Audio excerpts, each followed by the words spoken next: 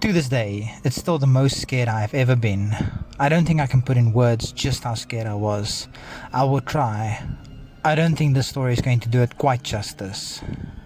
At the time, my girlfriend and I, we were out with a couple of friends. I had a few too many, and I was starting to make a fool out of myself. And she rightfully said, "I think it's time you go home." And she took the keys from me, as I was in no state to drive.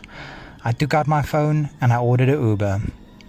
It wasn't 5 minutes later and the Uber was there, rolled down its window, said Uber, and I said the Uber driver's name. I honestly to this day cannot remember who it was. The driver said yes, got in the Uber, and we left.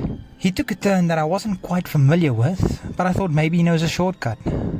I didn't think much of it until he got on the highway, and I just lived a couple of blocks down the road. I still remember saying, "Hey man, my house is the other way," to which there was no reply. I tried to survey the situation and I looked at the door handle and it was broken from the inside. Now I started getting worried.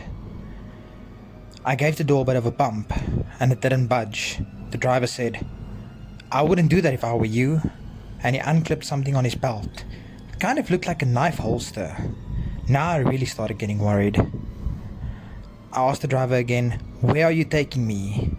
And he said in a kind of sarcastic voice, "It's a surprise. I want you to meet some of my friends." I gave the door another bump and the driver took out of it the holster a knife and he swung it my way. I dodged it just by probably inches. I thought this is now or never. At least he wasn't going that fast because his attention was more with me than it was on the road.